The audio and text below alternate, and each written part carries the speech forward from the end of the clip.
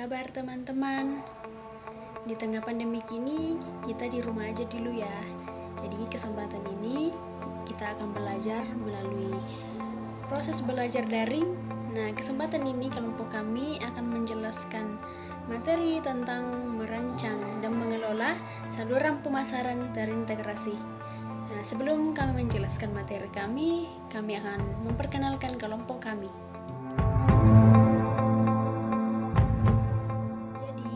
Saluran pemasaran. Nah, saluran pemasaran atau marketing channels itu sekelompok organisasi yang saling bergantung dan terlibat dalam proses pembuatan barang dan jasa yang telah disediakan untuk kita gunakan atau konsumsi. Nah, contohnya seperti apa? Contohnya seperti pedagang grosir atau enceran atau semacam agen dan perusahaan transportasi lainnya. Sistem saluran pemasaran atau marketing channel system, yaitu sekelompok saluran yang digunakan oleh sebuah perusahaan. Nah, peran dari saluran pemasaran itu sendiri yaitu untuk menghasilkan margin penjualan, dan tidak hanya itu saja. Peran yang lain yaitu mengubah pembeli potensial menjadi pembeli yang menguntungkan, atau dalam artian pembeli tidak hanya melayani pasar, tetapi juga membentuk sebuah pasar.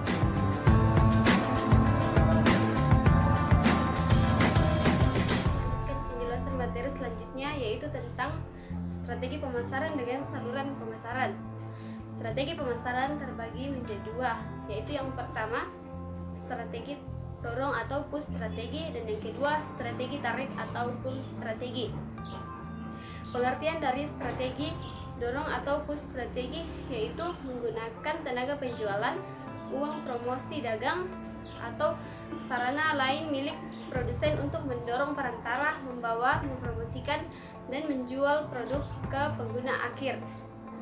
Contohnya yaitu strategi push penjualan ponsel, di mana produsen menawarkan diskon kepada konsumen untuk mendorong konsumen memilih produk telepon mereka.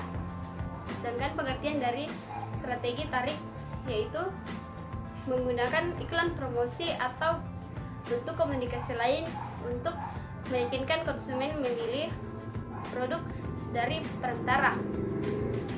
Contohnya misalnya produk mainan anak-anak.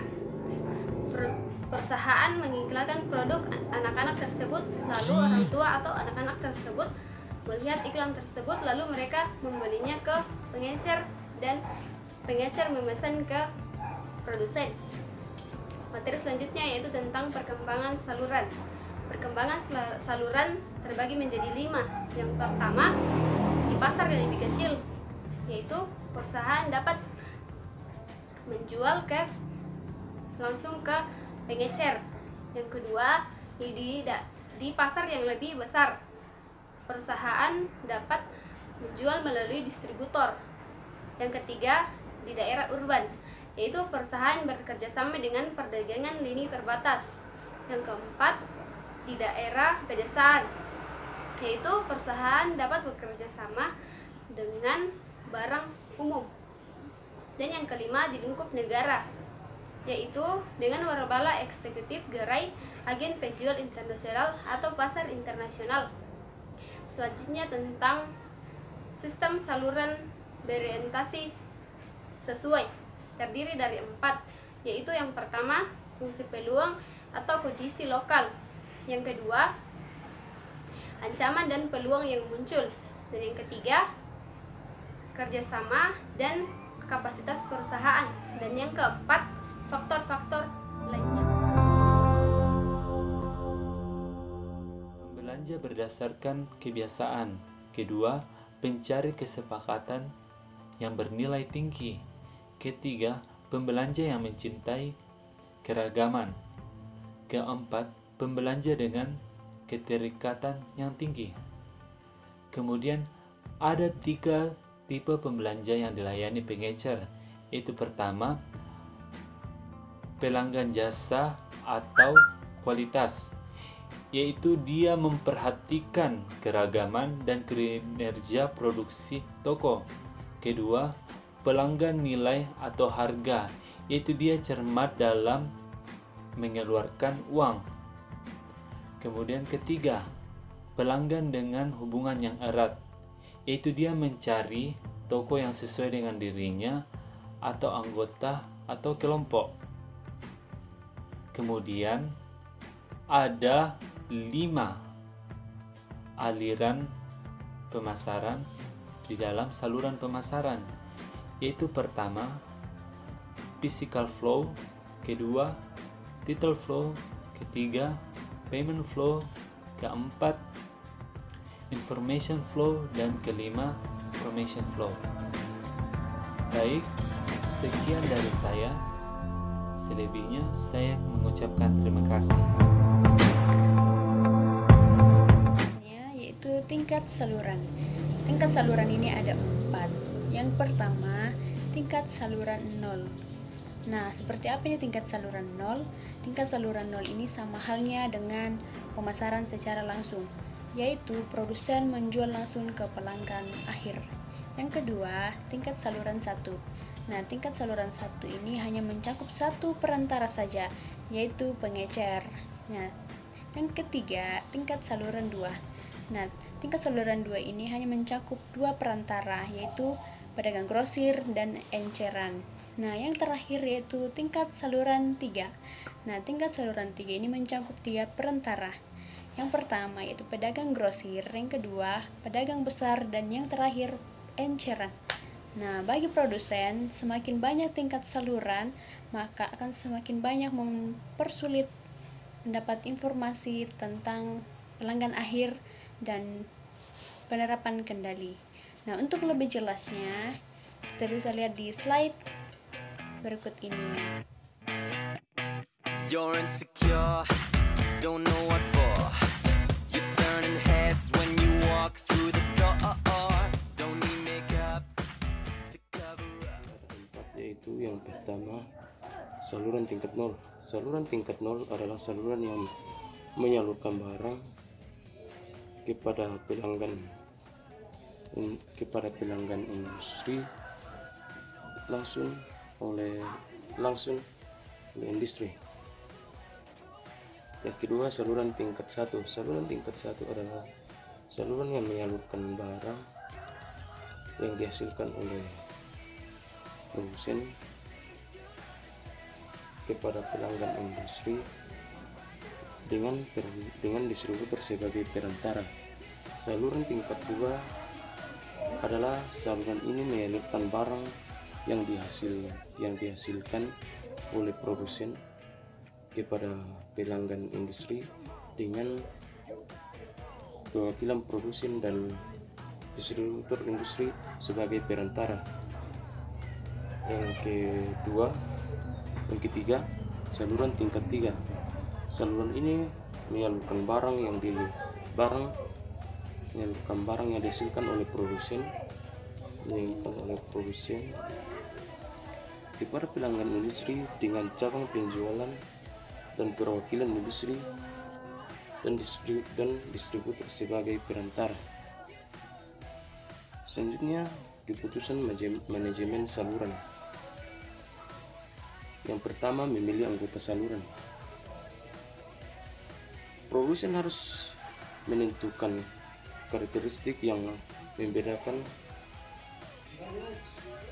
antara yang baik untuk memfasilitasi pemilihan anggota. Yang kedua, mereka harus mengevaluasi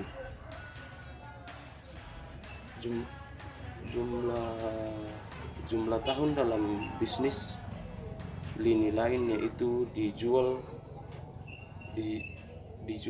pertumbuhan catatan dan catatan kekuatan keuangan, kerjasama dan reputasi yang baik.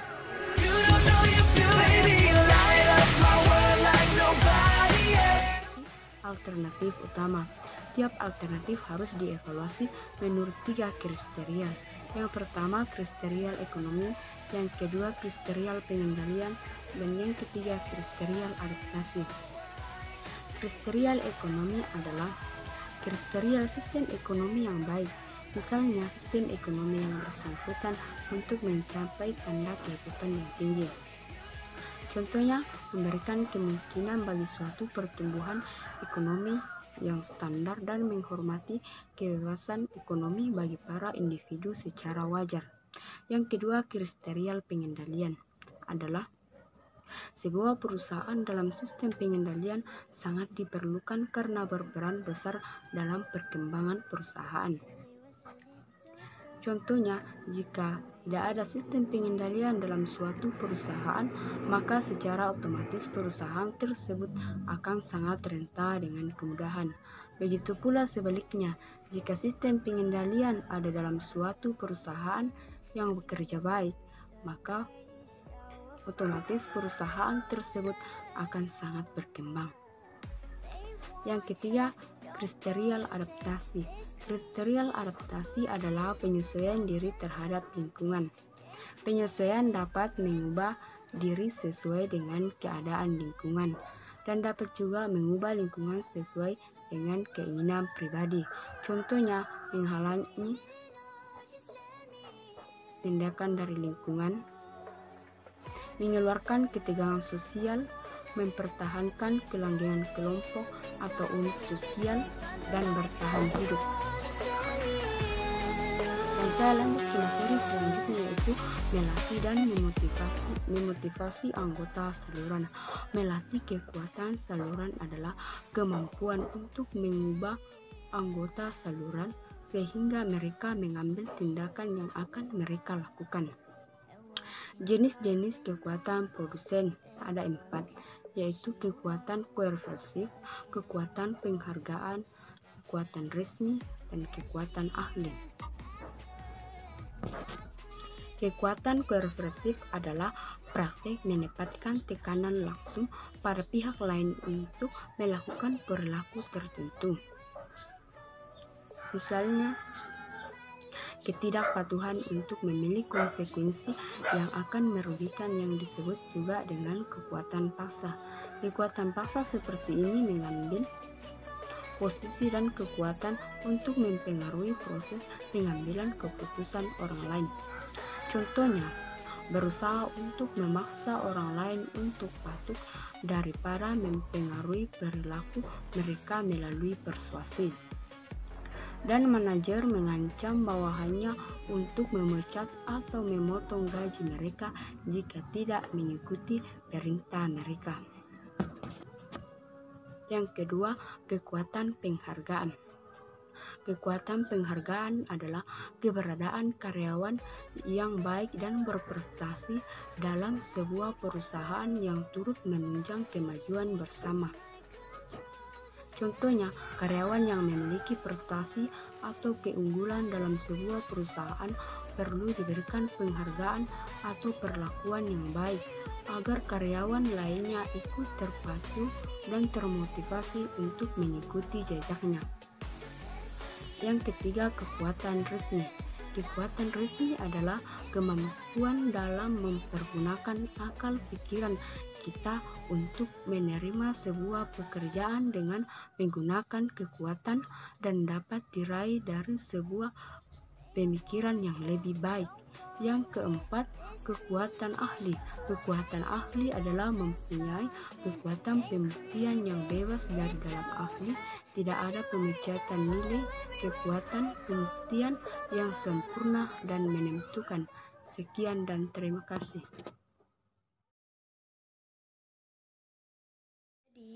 Praktek dari saluran pemasaran itu ada yang dinamakan dengan e-commerce. Apa itu e-commerce? Yaitu perusahaan atau situs penawaran yang digunakan oleh penjual untuk menjual barang dan jasa secara online. Nah, melalui situs itu tadi tentunya akan lebih mudah jika menggunakan sebuah e-commerce.